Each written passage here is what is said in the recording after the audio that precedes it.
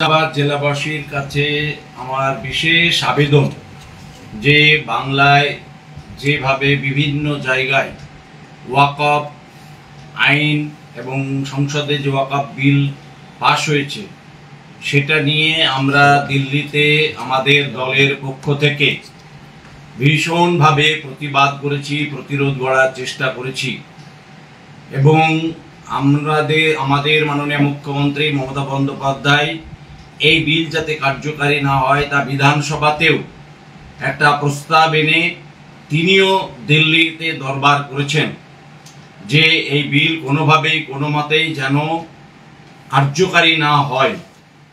তাই বাংলার মানুষের কাছে, বিশেষ করে মুর্শিদাবাদের মানুষের কাছে আমার বিশেষ আবেদন যে এই মুহূর্তে আপনারা ধৈর্য ধরুন। মাননীয় মুখ্যমন্ত্রী আপনাদের এই আন্দোলনের সাথে আছে।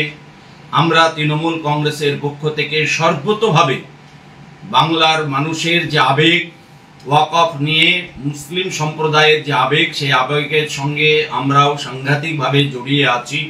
আমরা কোনোভাবেই কোনো মতেই চাই না যে এই বিল ভারতবর্ষে কার্যকারী হোক।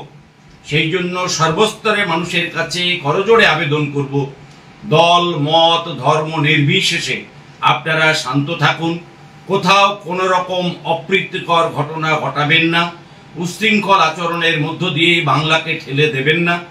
বাংলার সর্বস্তরে মানুষের কাছে করজোড়ে আবেদন করছি, বিশেষ করে মুসলিম সম্প্রদায়ের কাছে আবেদন করছি যে আপনারা এই মুহূর্তে একটু শান্ত থাকুন এবং কোথাও কোনো অপ্রীতিকর ঘটনা যেন না ঘটে। কারণ ইতিমধ্যেই বিজেপি চেষ্টা করছে যে আমাদের মধ্যে দাঙ্গা লাগিয়ে দিয়ে বাংলাকে অশান্ত করার, বাংলার পরিবেশকে দূষণ করার বিজেপি ইতিমধ্যেই সেই চেষ্টা করছেন।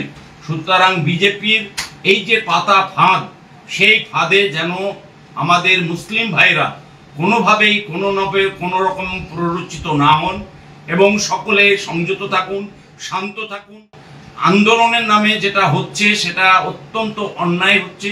আমরা কিন্তু সর্বতোভাবে মুসলিম সম্প্রদায়ের পাশে আছি এবং সাথে সাথে আমাদের মাননীয় মুখ্যমন্ত্রী তিনি মমতা বন্দ্যোপাধ্যায় তিনি সর্বতোভাবে আপনাদের পাশে আছে, আপনাদের পাশে থাকবে।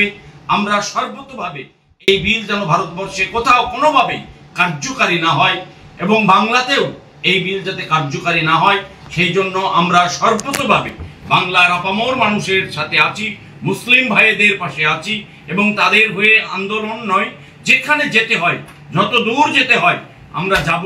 ইতিমধ্যে এই বিল যাতে কার্যকারী না হয় সেই জন্য আমাদের মহুয়া মৈত্র তিনি ইতিমধ্যে রিট পিটিশন দাখিল করেছেন বাংলার হয়ে, আমাদের এমপিদের হয়ে, মুসলিম ভাইদের হয়ে। দিল্লিতে সুপ্রিম কোর্টে রিট পিটিশন দাখিল হয়ে গেছে তৃণমূল কংগ্রেসের পক্ষ থেকে। সুতরাং আপনারা ধৈর্য ধরুন এবং শান্ত থাকুন, কোথাও কোনোভাবে কোনো অপ্রীতিকর ঘটনা যেন না ঘটে। এই জন্য মুসলিম ভাইদের কাছে আমরা করজোড়ে আবেদন করছি, হিন্দু ভাইদের কাছেও করজোড়ে আবেদন করছি, সর্বস্তরের মানুষের কাছে করজোড়ে আবেদন করছি যে আপনারা কোনোভাবেই কোনো মতেই বাংলাকে অশান্ত হতে দেবেন না, মুর্শিদাবাদকে অশান্ত হতে দেবেন না। মুর্শিদাবাদের মানুষ আমাদের উপরে ভরসা রাখুন, আমরা আপনাদের পাশে আছি, আপনাদের পাশে থাকবো। সর্বতোভাবে এই বিল কোথাও কোনোভাবেই আমরা কার্যকারী হতে দেব না।